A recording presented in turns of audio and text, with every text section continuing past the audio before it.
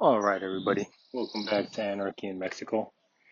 I just wanted to give an update and talk about how the experience at the border went. Now, when we left the motel from Laredo, Texas, we got to the border. It was fairly simple. I think I expected it to be much more difficult than what I thought it was going to be. Um, it was just a little bit confusing when you pull up to the actual border because all the signs are in Spanish, and if you don't know how to speak Spanish, it might be slightly more difficult for you. Uh, Me being half Mexican came in fairly simple, yet a little bit confusing still, being in unknown territory. Um, so when you first pull in, you'll see that it says automobile, and so basically you just kind of just follow where it tells you to go. Now, once you figure that out and you kind of like go over the little speed humps and stuff like that, once you pass the little section that's got like all of these cameras, like they're like all in your face, all around the car, you're pulling the car in. Once you get past that point, you will see the Mexican National Guard to the right side of you. Now, note, this is at the Colombia Solidarity Bridge.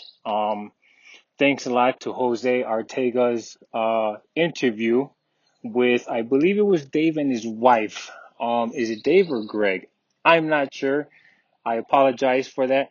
But check out Jose Artega's interview with the couple that went across the border with their dogs. So they suggested go use the Columbia Solidarity Bridge, which we did, which ended up being the best decision. Here's why. Let me carry on. Once you get in there, you will see the Mexican National Guard on the right side. And I don't know, it might be like regular police too, but I don't think so. It seems like just Mexican National Guard and border employees. So you pull in, they'll greet you. You kind of just go pull your car up to this little parking area that they have there.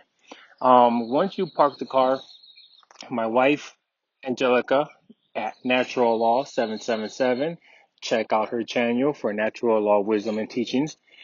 She stayed in the car with the dogs while I got out, took all of that. Well, actually, what I did is I got out and went to go talk to the Mexican National Guard and went to ask them if I'm going to need anything along with me when I go inside. And of course, they said, yes, you're going to need your paperwork and stuff like that.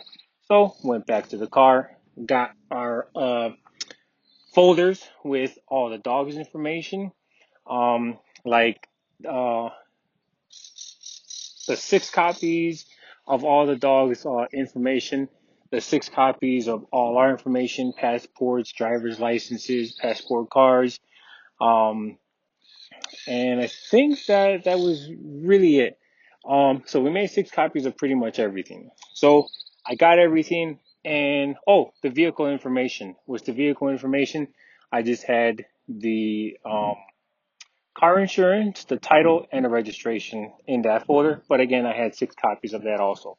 Always have and make extra copies of things just so that you have extra. It's always good to have extra and not need them than to not have something and need it. So I went and grabbed all the information, all the documents that I needed, proceeded to go inside. Now, once you go inside it, now here's the thing. We went between 8 and 10 in the morning. We got there probably at about maybe 8:39-ish, somewhere around there. So, and the crazy part is that it was empty. It was absolutely empty. There was nobody there.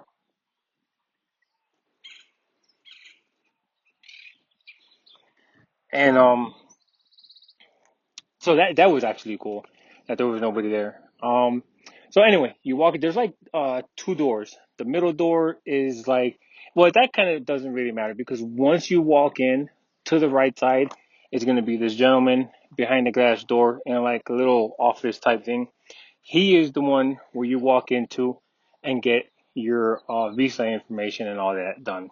Now, I walked in there and I asked the gentleman in Spanish, of course. Now, I'm sure they speak very minimal English. So, either way, if you don't speak Spanish, I'm sure you can still communicate with the gentleman in there. But I asked him in Spanish. I said, "Is this where we get the visas. He said yes. He gave me some paperwork to fill out, which was not even crazy paperwork. It was just like you fill out one little gap and then you just sign it.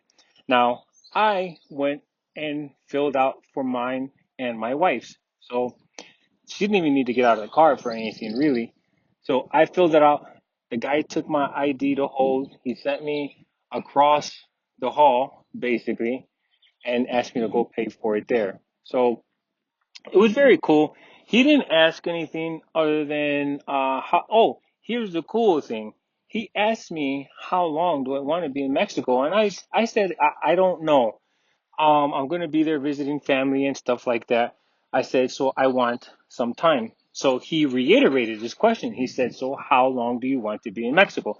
Now, here's a little, I wanted to say a year, but I didn't want to maybe piss this guy off and then maybe he'll give me 14 days or something. So I know what they allow, the max is 180 days. So, and I've heard stories about the guys sometimes just putting whatever they want to uh as a stay for you when you go into Mexico. Now, like I said, he asked me again, and so I said 180 days. So he put 180 days, which was awesome of the guy. Now, he sent me across, like I said, he took my ID to hold it. He sent me across the hall to pay. I went across the hall. That's where you get your FMM at. Um, and the guy asked for mine and my wife's passport card or the book. I presented the cards so that I don't have to take out the books because the books we had put away so that we don't have to take them out. So I presented both our cards. He took all the information, did his paperwork. Then he asked me for the vehicle information so that he can do the temporary import vehicle permit, which is the tip. So we took care of the FMM, our visa. I had no idea that that little piece of paper was the visa. I thought it just looked like a just regular ticket. So that is the FMM your visa. It has on there the amount of thing. Now here's one thing that he pointed out to me. He did point out to me that the gentleman that I had just left, who I said held my ID, he stamped it, but he stamped it with the day before's date. And I said, no, that's fine. So basically, instead of 180 days, it's 179 days because they forgot to change the date on the thing in the morning. So either way, it's a lot better. I wasn't gonna make one day an issue. So, but it was cool that the guy that I was at doing the tip in the FMM did point that out.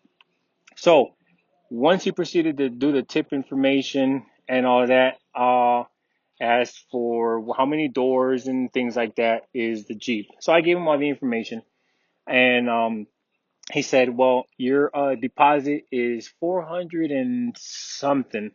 I think it was just 400 for the vehicle, and I think the rest was paying for the visa." I still have all the paperwork, but basically it was like 400 and say 70, 75 bucks, something, somewhere around there for the tip and the visas. So that process kind of took a little while because he's got to make his own copies and he's got to log his own paperwork and then he's got to write on paperwork and things like that. So the process is a little bit lengthy, but mind you, the place is empty. There's no line. There is nothing going on. It's not chaotic. It's very peaceful, serene, and quiet.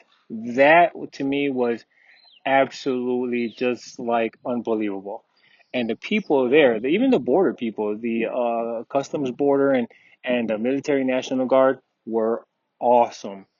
Nobody asked any questions. Nobody asked. They didn't even make it an issue that I was in there filling out on my wife's behalf and signing on my wife's behalf. So they never said, well, she's got to come in and fill this out, or we need to check your vehicle, or do you have dogs? They didn't ask anything. Nothing at all. I mean, they don't care, basically. Again, maybe just because it's between 8 and 10 in the morning. Not sure. They might care if you go outside of that bracket of time.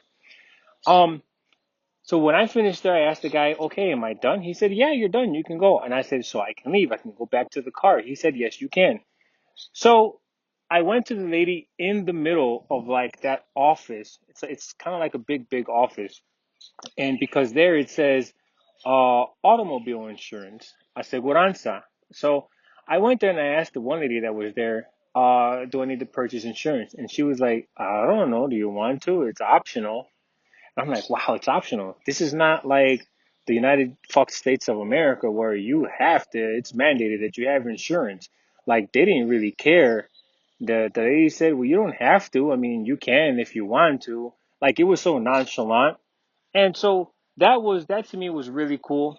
But I opted to get the insurance to not have any issues while in Mexico. So, um, the price had to have gone up because I remember in the interview with Jose Ortega and that interview with Dave and his wife, um, they said they paid for the insurance for like the whole year. It was like $250 approximately, something like that. I don't recall exactly what they said in that interview.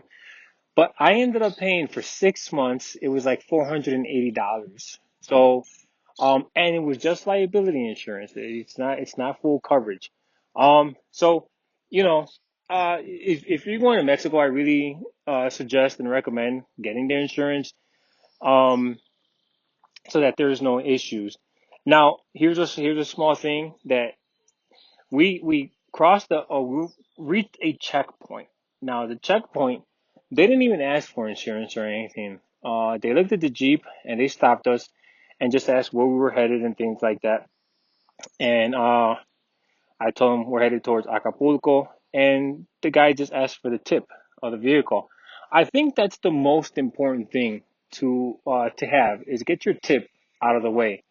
Pay the deposit, get the tip, so you don't have any issues. Because I assume if you don't have the tip for your vehicle, you're going to be in pretty much, you're going to have a bad time. So get the tip for the vehicle, do it the right way, and cross into Mexico the right way. Don't try to be an illegal alien in Mexico because, yeah, it won't go good for you. At some point, you'll reach a checkpoint or something. So, um, but back to the border and the whole process. So I opted in to get the insurance. Um, so listen, everything went great. It was so smooth, no issues. Um, and yeah, man. So guys, that's pretty much my update. They did ask where I'm going, where I'm headed to. I said I have family in Iguala Guerrero. So I said I'm gonna head that way and I'm on my way to Acapulco. I'm gonna go spend some time over there, visit family and things like that. So, they didn't inspect the vehicle. They didn't ask no questions. I mean, it couldn't have been any smoother than it was. So I went to the car. I paid the guy to, avoid him having us pull the car up into the inspection area, and we drove off. So, now here's a small caveat. The guy that was supposed to kind of have us pull the car into the inspection area, he had went inside while I was inside dealing with all the paperwork and stuff. Actually, it was when I was in the insurance, because right where you get the insurance, they have like a little stand where you can buy snacks and water and juice and pop and stuff. So the gentleman that works at the border that takes care of that walked in and he wanted to get something to drink, but he didn't have enough money. And I saw this happen. And so I was busy dealing with the lady with the car insurance. So when I left, I happened to notice it was the same guy that couldn't afford to get something to drink. So when I was leaving, he asked which car was mine. I said this one right here. And he walked up to me very softly and said, "Hey, do you have a couple dollars," or he said a couple pesos, "so I can get something to drink?" And I know this guy just had an issue with not being able to get something to drink. So I gave him some cash and I gave him some pesos. So the guy came up, and that is probably most likely why I gave him, it was like $17 in cash, which is like, I don't know how many pesos. That's that's a lot of pesos, put it that way. Um, and that's probably like 1,000 pesos right there. I think maybe. Um, and so yeah, he just said, yeah, just reverse your car and you go this way and you're out. So, all right, guys, that's the update. It was a little bit longer than I wanted it to be, but enjoy the rest of the scenery. Enjoy the rest of the footage. My wife is going to play some music for you guys for the rest of the footage, for the rest of this video.